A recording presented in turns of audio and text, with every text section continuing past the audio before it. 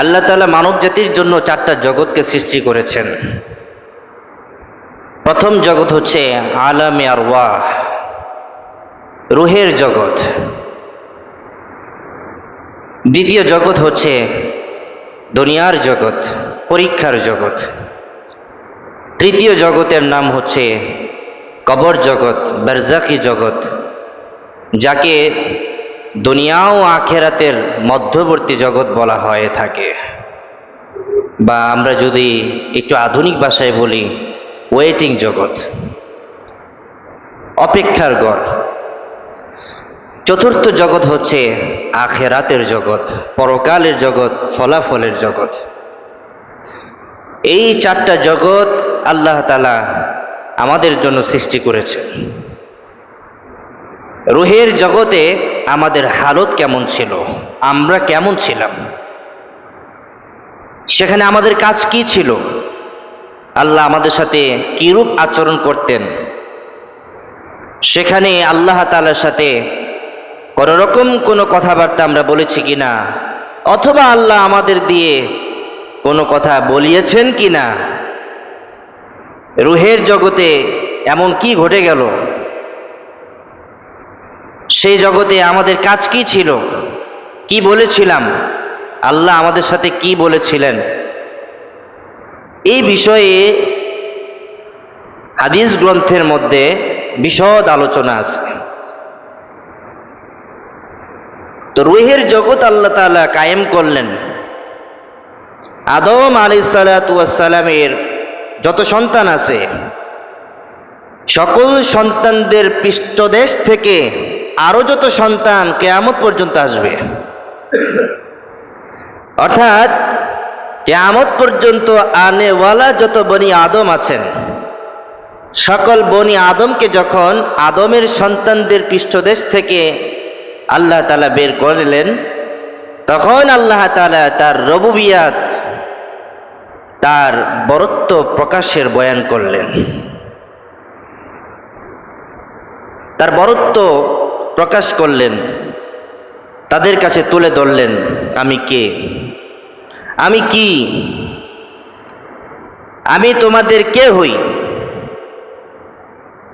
আমি কেন তোমাদেরকে বের করে আনলাম, কেন তোমাদেরকে সৃষ্টি করলাম, কেন তোমাদেরকে আমি এখানে বসালাম। আল্লাহ নিজের প্রভুত্ব, নিজের বরত্ব প্রকাশের জন্য রুহের জগতে এই সকল বনি আদম সন্তানদের নিয়ে একটা কনফারেন্স করলেন, মাহফিলের আয়োজন করলেন, সকলকে একত্র করে। সেখানে আদমও ছিল, আদমের সন্তানরাও ছিল, সেখানে আমিও ছিলাম, সেখানে আপনিও ছিলেন, কিয়ামত পর্যন্ত যারা আসবে তারাও ছিল, কিয়ামত পর্যন্ত যারা আসবে তারাও ছিল।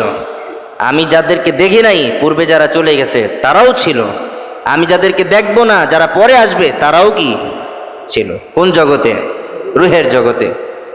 আল্লাহ তাআলার সেই কনফারেন্সে, যেখানে আল্লাহ তাআলা নিজের রুবুবিয়তের, নিজের বরত্ব প্রকাশ করেছেন। এই বিষয়টা আল্লাহ তাআলা সূরা আরাফের 172 নম্বর আয়াতে তেলাওয়াত করেছেন। وَإِذْ أَخَذَ رَبُّكَ مِنْ بَنِي آدَمَ مِنْ ظُهُورِهِمْ ذُرِّيَّتَهُمْ وَأَشْهَدَهُمْ عَلَى أَنْفُسِهِمْ أَلَسْتُ بِرَبِّكُمْ قَالُوا بَلَى شَهِدْنَا। নবী আলাইহিস সালাতু ওয়াস সালামকে আল্লাহ বললেন, হে নবী, আপনি তাদেরকে সেই দিনের কথা স্মরণ করিয়ে দিন, যেই দিন আমি আদম সন্তানদের পৃষ্ঠদেশ থেকে এই সকল মানব জাতিকে বের করে এবং তাদেরকে তাদের নিজেদের ব্যাপারে সাক্ষী বানিয়ে, তাদের নিজেদের কথার সাক্ষী বানিয়ে সেখানে আমি তাদেরকে তুলে ধরেছিলাম এবং তাদের সামনে আমার রুবুবিয়াত ও বরত্ব প্রকাশ করে এই কথা বলেছিলাম যে আলাস্তু বিরাব্বিকুম, আমি কি তোমাদের প্রভু নই, আমি কি তোমাদের প্রতিপালক নই, আমি কি তোমাদের রব নই। নিজের বরত্ব রুবুবিয়াত প্রকাশ করার পরে আল্লাহ তাআলা এই প্রশ্নটা আমাকে করেছিলেন, আপনাকে করেছিলেন, আমরা যাদেরকে দেখি নাই তাদেরকে করেছিলেন, যাদেরকে দেখার সুযোগ নাই তাদেরকেও করেছিলেন। কিয়ামত পর্যন্ত যত জাতি আসবে ওই জাতির মধ্যে কাফের, বেদুইন, নাস্তিক, মুরতাদ, মুলহিদ, জিন্দিক, মুশরিক যত ধরনের লোক আছে, যত জাতের পাতের লোক আছে, যত বর্ণের রঙের লোক আছে, যত ধর্মের লোক আছে, যত কালচার আছে, সকল জাতিকে, ব্যক্তিকে আল্লাহ তাআলা সেই জগতে উপস্থিত করে জমা করে আল্লাহ তাআলা তার নিজের রুবুবিয়াত ও বরত্ব প্রকাশ করার পরে আল্লাহ তাআলা নিজেদের ব্যাপারে ওই কথার উপরে সাক্ষী এবং ওয়াদাবদ্ধ করার জন্য আল্লাহ প্রশ্ন করেছিলেন, আলাস্তু বিরাব্বিকুম, আমি কি তোমাদের প্রভু নই? আমি কি তোমাদেরকে বানাই নাই? আমি কি তোমাদের জন্য রিজিকের ফয়সালা করি নাই? সকলে জবাব কি দিয়েছিল? ক্বালু বালা, কেন হবেন না আপনি আমাদের প্রভু? আপনি আমাদের প্রভু।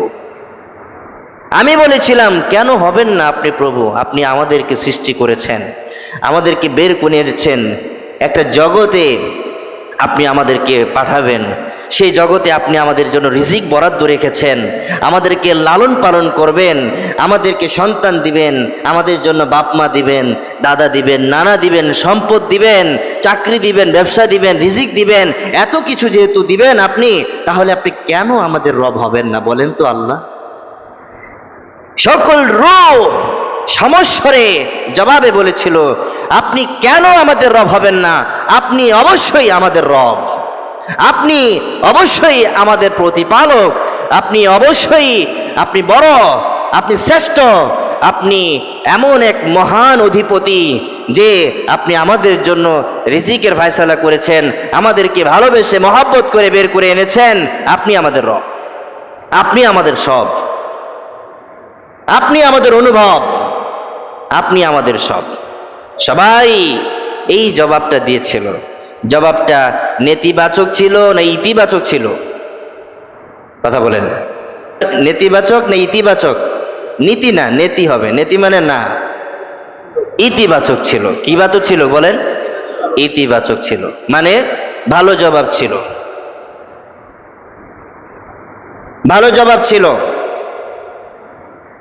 তা আল্লাহ রাব্বুল আলামিন আমাদের থেকে প্রতিশ্রুতি নিলেন, আমরা ওই জগতে স্বীকার করে এসেছি আপনি আমাদের রব। এখন আল্লাহ তাআলা বলতে চাচ্ছেন, আমি তোমাদের থেকে স্বীকারোক্তি নিলাম যে আমি যদি তোমাদের রব হয়ে থাকি, এটা যদি তোমরা মুখ দিয়ে বলে থাকো, জবান দিয়ে বলে থাকো, কাজ করে দেখাও আমি তোমাদের রব, প্রমাণ করে দেখাও আমি তোমাদের রব, প্র্যাকটিক্যালি ভাবে আমাকে তোমরা প্রমাণ করো যে আমি তোমাদের রব। তোমরা যে স্বীকার করে নিলা যে আমি তোমাদের রব, তো এটা একটা প্রমাণ লাগবে না? প্র্যাকটিক্যালি একটা ট্রেনিং লাগবে না? লাগবে কি লাগবে না? আল্লাহ বলছেন, যাও দুনিয়াতে নেমে যাও, দুনিয়ার জগতে নেমে যাও। এখন আল্লাহ তাআলা এই যে আমাদের থেকে রুহের জগতে আমাদেরকে দিয়ে বলাইলেন যে আমাদের রবকে, বা আমি কি তোমাদের রব নই? আমরা সবে বলছি আল্লাহ আমাদের রব, আপনি আমাদের রব। এই কথা বলার পর আল্লাহ তাআলার উচিত ছিল যে আমাদেরকে আল্লাহ জান্নাতে পাঠাই দিবে। ছিল কি ছিল না? ছিল। তার চেয়ে বড় কথা হচ্ছে, দুনিয়াতে পাঠানোর পূর্বে আল্লাহ তাআলা জান্নাত ও জাহান্নাম বানায় রাখছেন।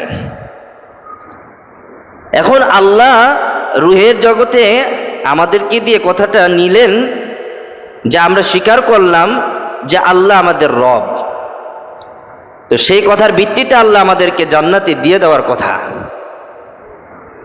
আল্লাহ কেন আমাদেরকে জান্নাতে না দিয়ে দুনিয়াতে পাঠাইলেন? এই প্রশ্নের জবাব হচ্ছে, একজন শিক্ষক যদি তার ছাত্রকে বলে, তুমি কি আজকে পরীক্ষায় সব পারবা? তো পারবো। এখন আপনাদের কাছে আমার প্রশ্ন, সে যে মুখ দিয়ে বলল সব পারবো, এর মানে কি তাকে পাশ করাই দিবে, নাকি তাকে পরীক্ষার হলে বসাবে? বসাবে কি বসাবে না? তার সামনে খাতা দিবে কি দিবে না? কোশ্চেনটা দিবে কি দিবে না? তাকে গাইড দেওয়ার জন্য লোক রাখবে কি লাগবে না? লাগবে। তা আল্লাহ বলছেন, তুমি যে মুখ দিয়ে কয়ে লইলা, এটা প্রমাণ করো। খাতা দিলাম তোমার সামনে, পরীক্ষার হল দিলাম, এই পরীক্ষার হলের নাম হচ্ছে দুনিয়া। পরীক্ষার হলের নাম কি বলেন? দুনিয়া। ছাত্র যেমন মুখ দিয়ে বলে ফেললো আমি পরীক্ষা পাশ করব, শিক্ষক যখন তার এই কথার উপরে বিশ্বাস করে না, যে মুখে আমি বিশ্বাস করব না, এটাকে কার্যে পরিণত করে দেখিয়ে দিতে হবে যে তুমি পরীক্ষা পাশ করবে, এই জন্য তাকে পরীক্ষার হলে বসায় দেয়, সামনে খাতা তুলে দেয় 2 পেজের, একটা কোশ্চেন দেয় 1 পেজের, তারপর সে 3 ঘন্টা 2.5 ঘন্টা লাগিয়ে উত্তর লেখে। এই উত্তরই প্রমাণ করবে সে আসলে পাশ করলো না ফেল করলো। আল্লাহ বলছেন, রুহের জগতে তোমরা সবাই বলেছো, ওই রুহের জগতে কাফের ছিল, বেদ্দিন ছিল, মুলহিদ ছিল, জিন্দিক ছিল, নাস্তিক ছিল, ধর্মবিরোধী ছিল, সকলেই ছিল। সকলের কথা আল্লাহ যদি বিশ্বাস করে সকলকে জান্নাতে দিয়ে দিতেন, তাহলে জাহান্নাম আল্লাহ কেন বানাইছেন? আল্লাহ আগে থেকেই জানেন কিছু লোক জান্নাতি হবে, কিছু লোক জাহান্নামী হবে। ফারিকুম ফিল জান্নাতি ওয়া ফারিকুম ফিস সাইর। আল্লাহ বলছেন, মুখের কথা বিশ্বাস করি না, দুনিয়াতে যাও, পরীক্ষার হলে যাও, প্রমাণ করে দেখাও যে তোমরা আমাকে রব হিসাবে গ্রহণ করে নিয়েছো।